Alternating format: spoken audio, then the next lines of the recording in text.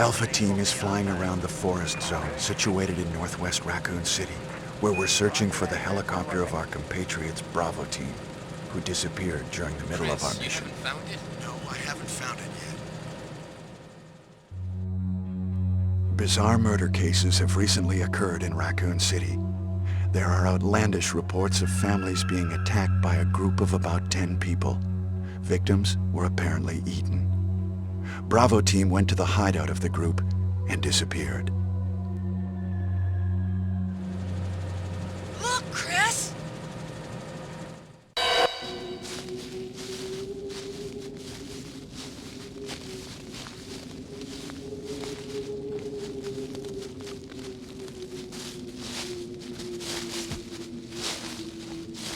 It was Bravo Team's helicopter. Nobody was in it. But strangely, most of the equipment was still there. However, we soon discovered why.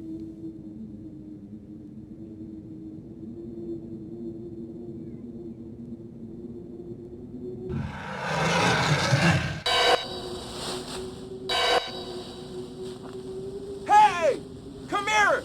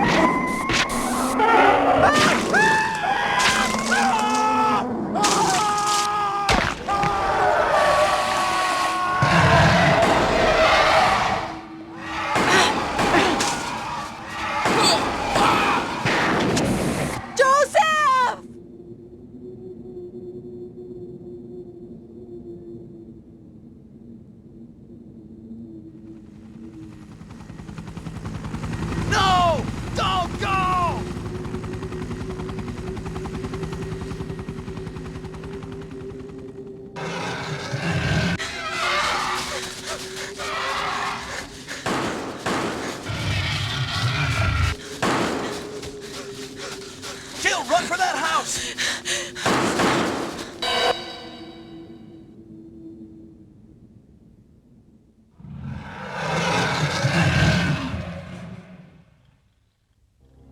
There are only 3 STARS members left now.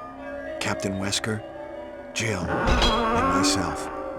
We don't know where Barry is. I got a shotgun. Chris Redfield.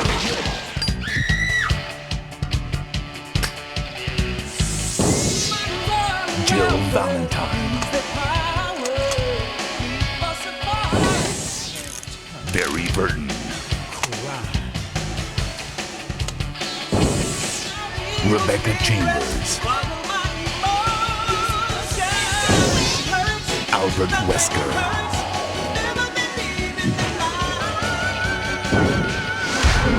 Biohazard.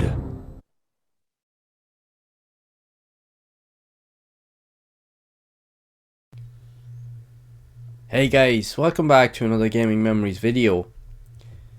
This time we're doing something a little bit different. I actually wanted to try and do a speed run of a rare demo of Resident Evil, or Biohazard as it was known in Japan.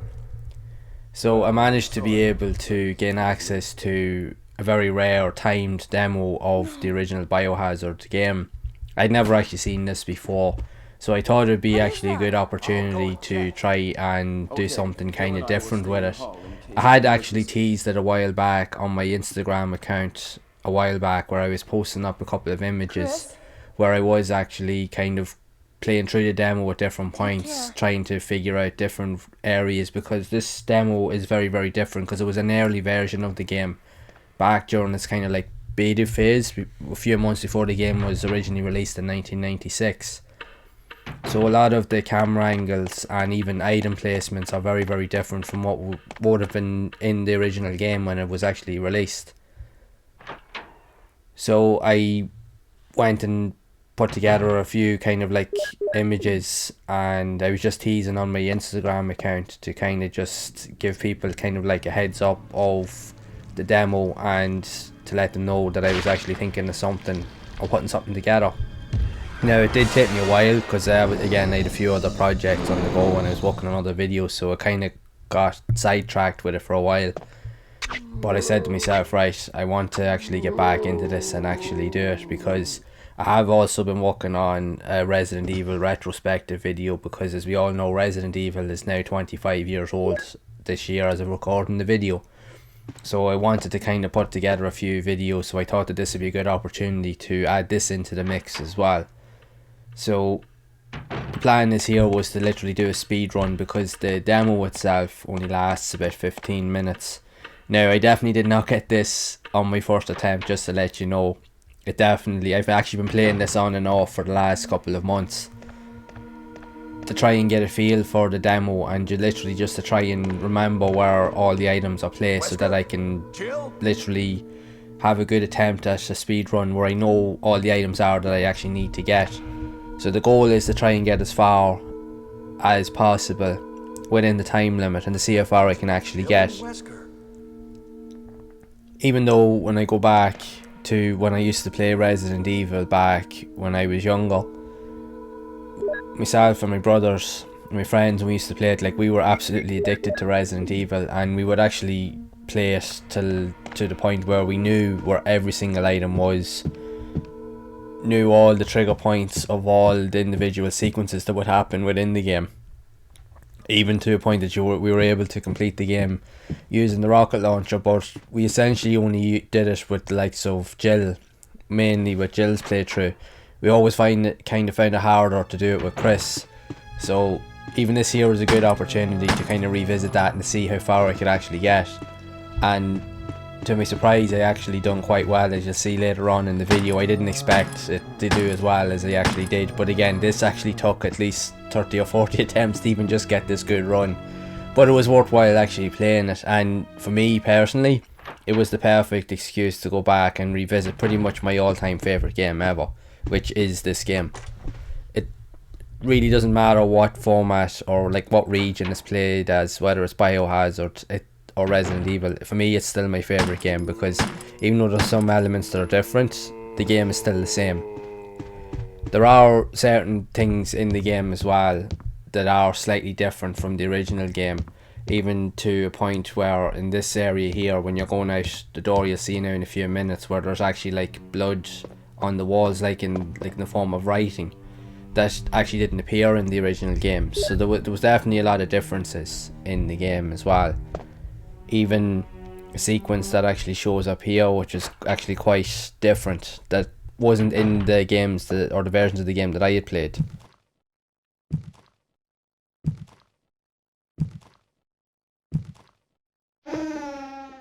So even the likes of that cutscene actually kicked in, and that never happened in the original game, where you could actually hear a zombie fumbling around upstairs. And I'll be honest, actually, when I actually went to play it, I was like, what the hell's going on here? It actually did creep me out a little bit. I was like, okay, this is different. And then literally you go to open the door and guess who's standing downstairs. Now, you didn't expect that at all.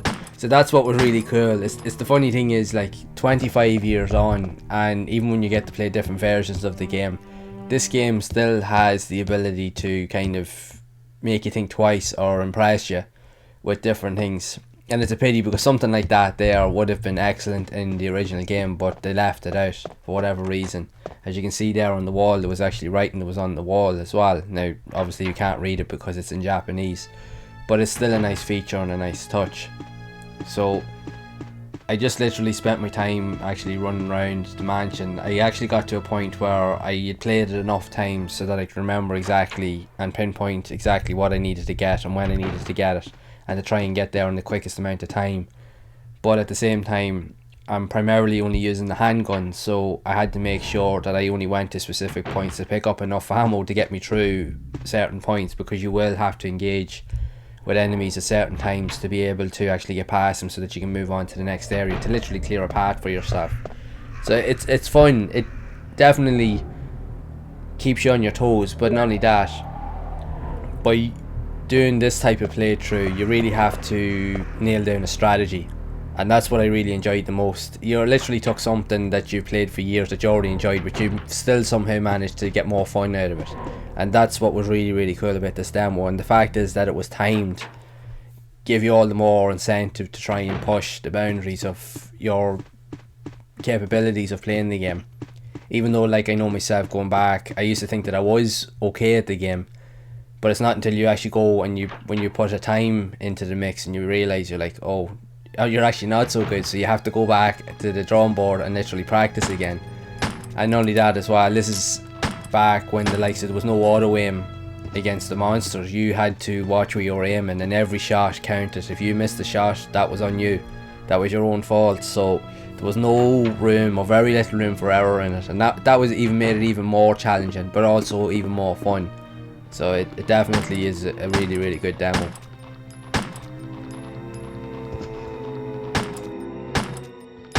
So as you can see here, there are key areas where you will actually need to have a bit of ammo to be able to clear a path.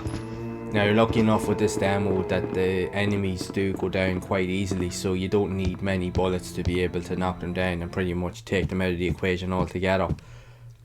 But if you have played the original game, you'll be thinking to yourself that you know where the enemy layouts are, but in this here version, you'd be surprised that some of the elements of where the enemies actually are changes. As you can see there with the zombie there is a lot closer to the save room than he is in the original game. In the original game, he's further back down the hall towards the wall. What is it? So yeah, you definitely have to have your wits about you. The longest part really of the demo is when you get caught in these kind of sequences here where you meet Rebecca and a few other areas as well, and that kind of does take away from your time. But if you do know where all the item placements are and you know exactly where you need to go, it definitely will be able to do it. Now again, I had to do this quite a few times because I made a lot of mistakes and I'd have to start over because I'd forget one thing, or I'd forget a key, or I'd end up picking up one item too many and then realise I'd have to start all over again. Well, because the helicopter made a Even towards the end of the demo, I did make one of those mistakes. mistakes where I picked up an item that I thought I would actually need, only to realise that I couldn't drop it because I was already like full with health.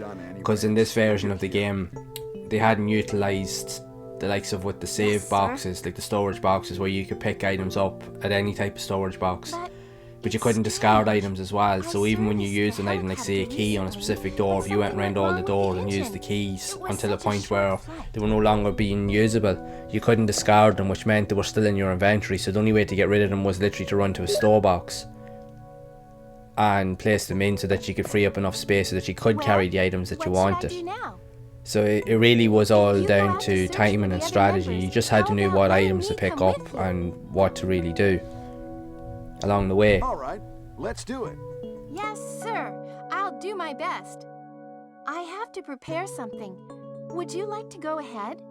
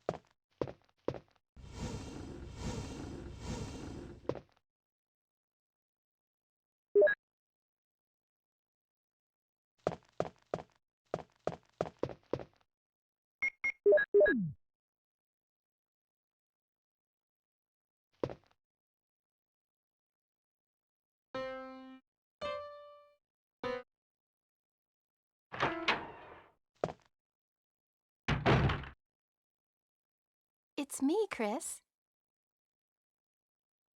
Is that you, Rebecca?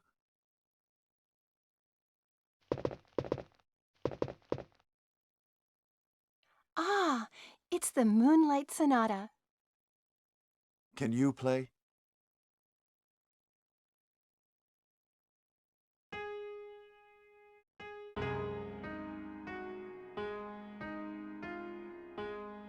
Wait, what is that?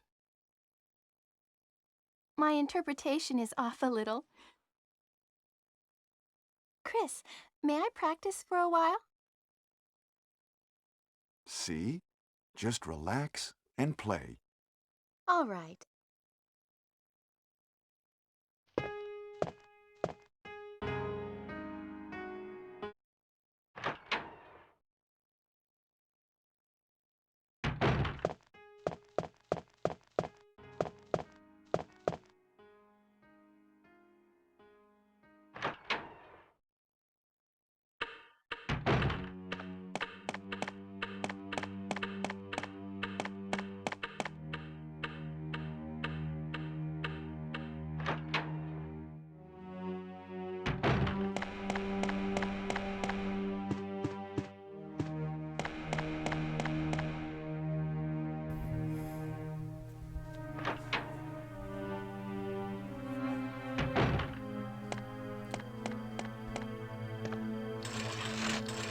Now, as you can see here, this is one of the examples as I mentioned when I was actually teasing with some of the photographs I was sending up on Instagram, because this demo, the items are placed in different areas that you would not have seen in the original game. Like, we all know that that emblem in the original game is always above the fireplace at the start of the game in the dining room before you meet the first zombie, whereas in this demo here it's completely in a different spot. So you'd need to remember where all the item placements are so that you'd have a good attempt at being able to actually do this speed run. Now, it is doable, but again, it will definitely take a few tries, and like I said, it definitely took me quite a few attempts, and to actually nail it down to a point that you can do it all within one run, it definitely required a lot of time, a lot of tries and a lot of patience to do so.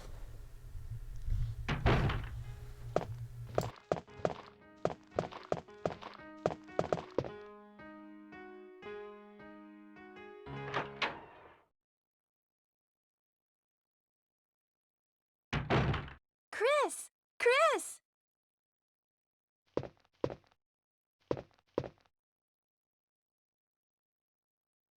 You like it?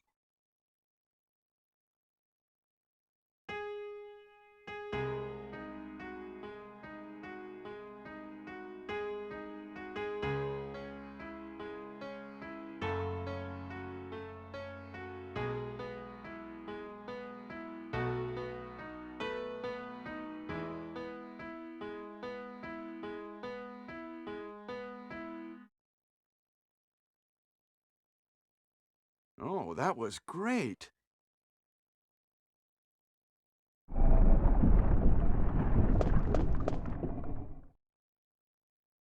What is that?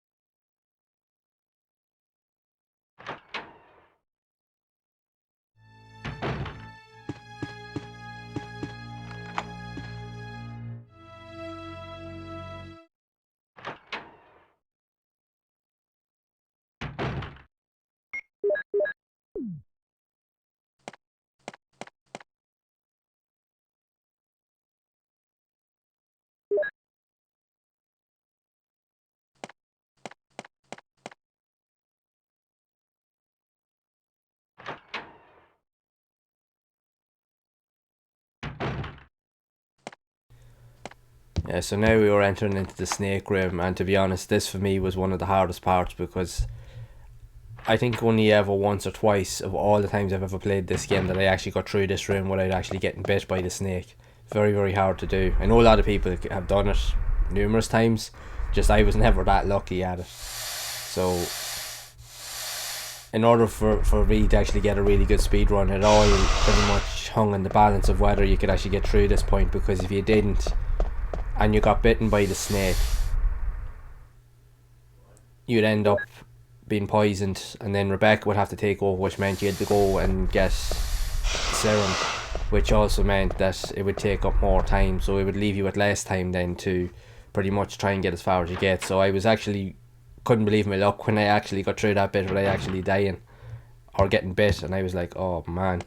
Because to be honest, on the first few attempts that I actually tried that and I got to this point, only to realise that I had actually did get bit, or what would happen was I didn't have enough health, or I wasn't on caution, but I was like on the yellow fine, and sure, the snake could just bite you with one bite and literally just kill you straight away and gobble you all up. So you were like, oh no. So you were kind of thinking to yourself, so much for that. So now this is where I actually got caught out after the snake, because I only realised the mistake that I had actually made was before I went into the snake room, because I was adamant and was almost convinced that I was actually going to get bitten by the snake, and I realised that I picked up an extra herb, but then I realised that I'd already got full health because I used the red and green herbs beforehand, and then I realised, oh crap, I actually no inventory space because you can't discard items. So I literally had to do a quick detour and go towards the item box to be able to put stuff away so that I could actually have enough room to be able to pick up the items that I needed, because I needed to pick up the crests in order to get out of the mansion. The one thing that was noticeably different with this here, like I said, like the item placements were very different, but one of the things that was very different in this compared to with the original game that we got to play was that you needed 4 crests in order to actually get out of the mansion. But the weird thing about this demo was you didn't need 4 crests, you only needed 3. So they obviously added the additional crest in at a later stage. So once you got the 3, then you were able to get out. So I managed to actually do that with this here, as you'll see now in a second.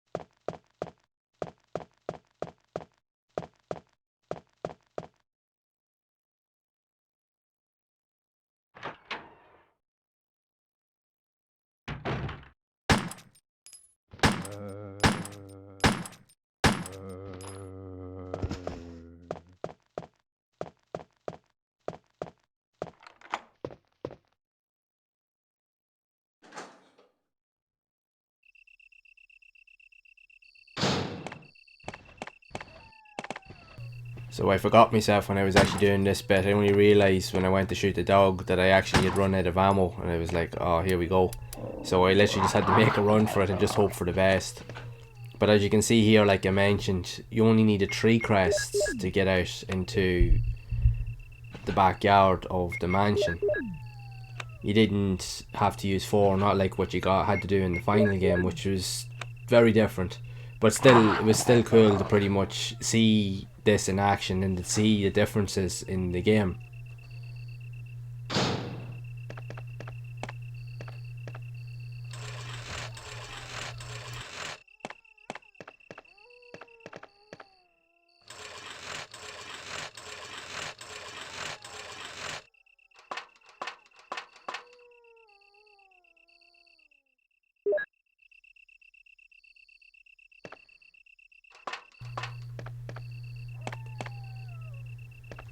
But unfortunately that was it. After all that hard work, I thought to myself, right, you might actually get a wee bit further, you might even get out into the courtyard or even as far as the guardhouse, but no, that's literally the end of the demo. That's as far as you can actually get.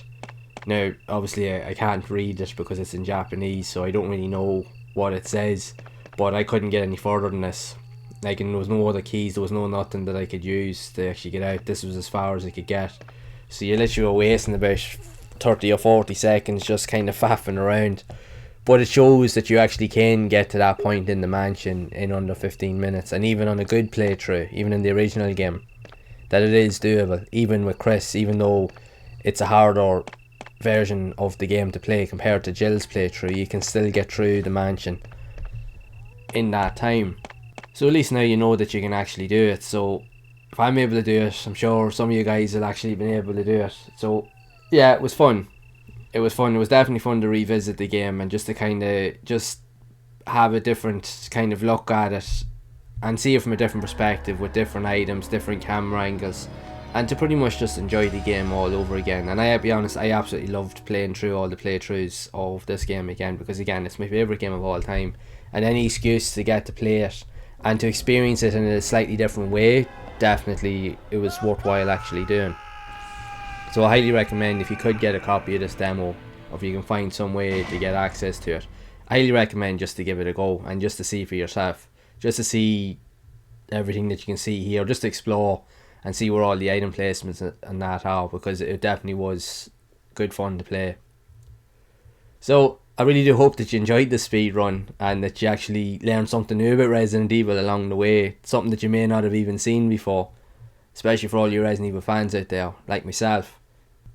So if you have enjoyed this video, be sure to leave a like, and if you would like to see more of these type of videos and even speedruns of other style of games on the channel, I'll definitely try to make a good attempt at them. So make sure to subscribe to see more of those type of videos in the future. And as always, make sure to keep playing those classic games and enjoying them, and keep those gaming memories alive.